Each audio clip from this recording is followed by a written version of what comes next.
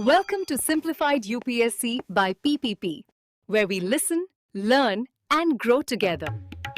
Detailed lecture notes in English and Hindi, plus practice questions for prelims and mains, only on our Telegram channel. Link in description. Like and subscribe for more. Shankar IAS के पर्यावरण की किताब का अध्याय 5 पर्यावरणीय प्रदूषण।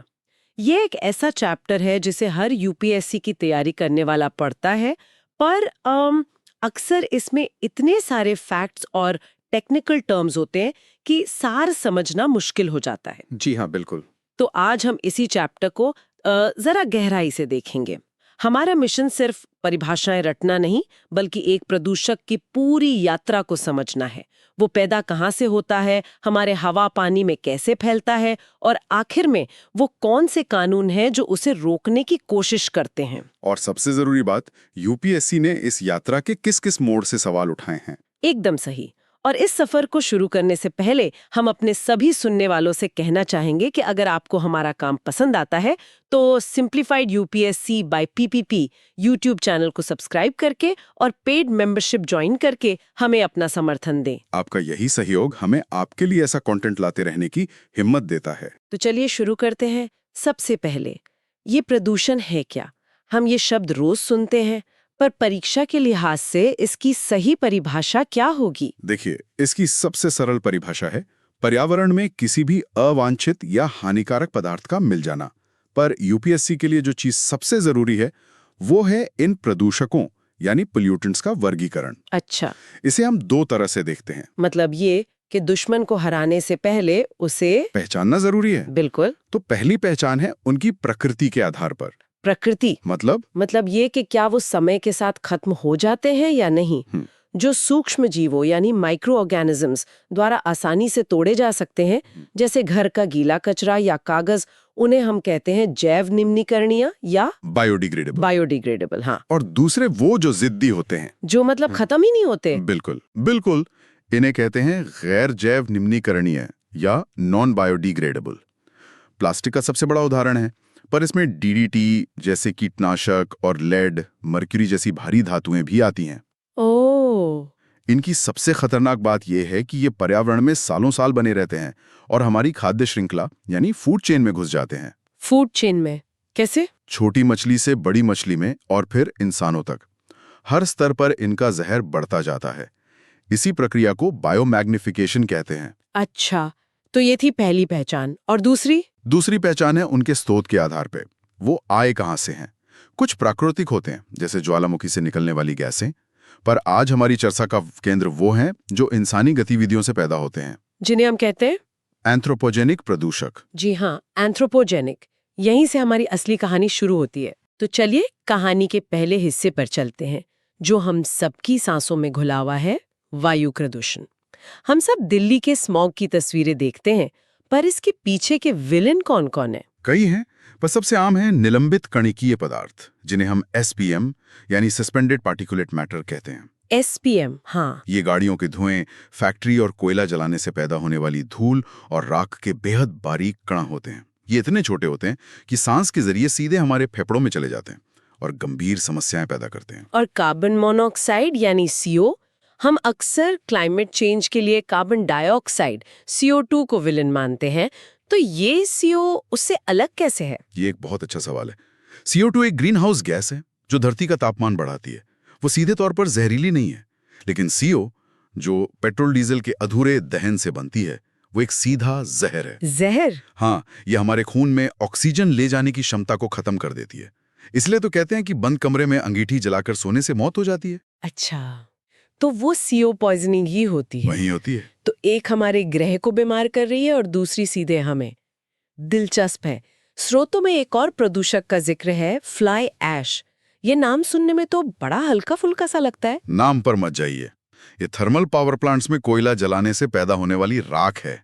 इसमें aluminium silicate, silicon dioxide और लेड, आर्सेनिक, कोबाल्ट जैसी भारी धातुएं भी होती हैं। ये हवा और पानी दोनों को प्रदूषित करती है। रुकिए, यहीं पर एक ट्विस्ट है। मैंने पढ़ा है कि फ्लाई ऐश, जिसे हम एक खतरनाक कचरा मान रहे हैं, असल में एक संसाधन भी हो सकता है। ये तो एकदम उल्टा लगता है। ये काम कैसे करता है? ये बिल्कुल सही है और यूपीएससी को ऐसे ही ट्विस्ट पसंद है। देखिए, फ्लाई ऐश में सिलिका और एल्यूमिना जैसे तत्व होते हैं जो सीमेंट के गुण से मिलते जुलते हैं। ओह, इसलिए इसका इस्तेमाल सीमेंट और ईंट बनाने में किया जा सकता है। इससे दो फायदे हैं, एक तो कोयले की राख का निपटान हो गया, और दूसरा, सीमेंट बनाने के लिए जरूरी चूना पत्थर का खनन कम हुआ। एकदम सही। कमाल है।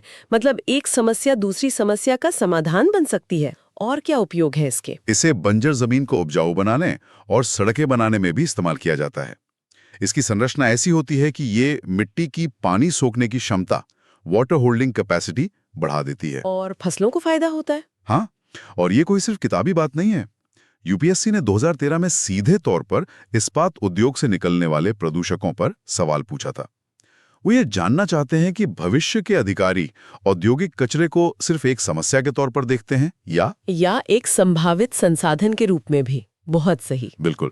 तो हमने देखा कि ये प्रदूषक हवा में कैसे आते हैं, पर जब ये हवा में मौजूद सल्फर डाइऑक्साइड SO2 और नाइट्रोजन के ऑक्साइड NOx बारिश की बूंदों से मिलते हैं, तब क्या होता है? तब होती है अम्ल वर्षा, यानी एसिड रेन। Acid rain. ये प्रदूषक हवा से निकलकर पानी का हिस्सा बन जाते हैं।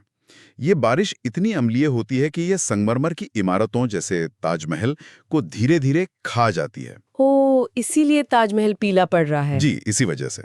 और ये खेतों की मिट्टी को बंजर बना देती है और झीलों के पानी को इतना जहरीला कर देती है कि मछलियां मरने लगती हैं। और ये भी यूपीएससी का एक पसंदीदा टॉपिक रहा है। मुझे याद है 2013-14 के आसपास सीधा सवाल था कि एसिड रेन के लिए कौन सी गैसेस जिम्मेदार हैं। बिल्कुल। तो देखिए कैसे प्रदूषक की यात्रा हवा से शुरू होकर जमीन और पानी तक पहुंच गई है।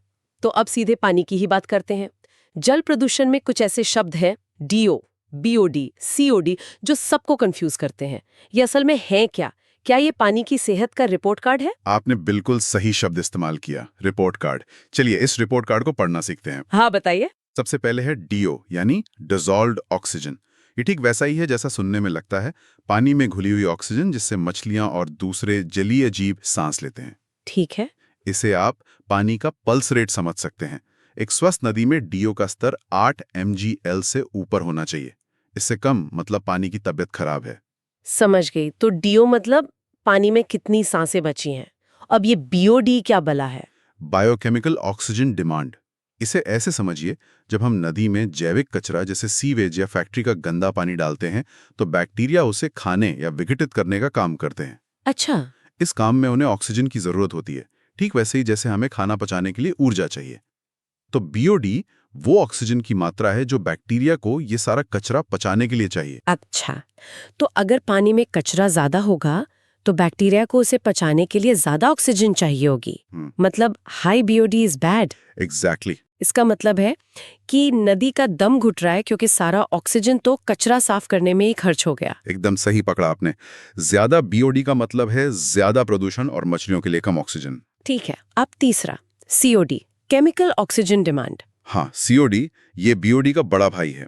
BOD सिर्फ जैविक कचरे को नापता है, मतलब बायोडिग्रेडेबल वेस्ट को। हाँ, जबकि COD जैविक और रासायनिक दोनों तरह के कचरे को ऑक्सीडाइज करने के लिए जरूरी ऑक्सीजन को नापता है। इसलिए COD का मान हमेशा BOD से ज्यादा होता है। ये तो बहुत अच्छे से समझ आ गया। DO, BOD, COD पानी के डॉक्टर हैं। पर एक और बीमारी है जिसे झीलों का कैंसर कहते हैं, सुपोषण या यूट्रोफिकेशन। ये कैसे होता है? सुपोषण अच्छी चीज की अति का एक क्लासिक उदाहरण है।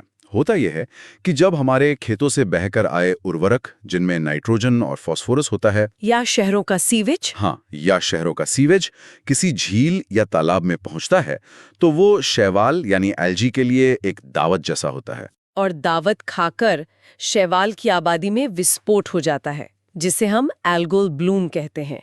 पानी के ऊपर एक हरी चादर सी बिछ जाती है। बिल्कुल। ये हरी चादर सूरज की रोशनी को पानी के नीचे तक जाने से रोक देती है। तो नीचे के पौधे मर जाते हैं। फिर जब ये लाखों करोड़ों शैवाल खुद मरते हैं तो उन्हें विघटित करने के लिए बैक्टीरिया पानी में बची खुची सारी DO भी खींच लेते हैं। नतीजा, पानी में ऑक्सीजन शून्य हो जाती है और मछलियों समेत सारा जलीय जीवन खत्म हो जाता है। एक जीती जागती झील एक मृत जोन में बदल जाती है। ये तो बहुत ही भयावह है। हमने हवा और पानी में प्रदूषकों का सफर देखा, पर आज के दौर में एक नया प्रदूषक है जो हमारे घरों में, हमारे दराजों में पड़ा है। ई कचरा। ई कचरा या ई वेस्ट ये आज की सबसे बड़ी चुनौतियों में से एक है।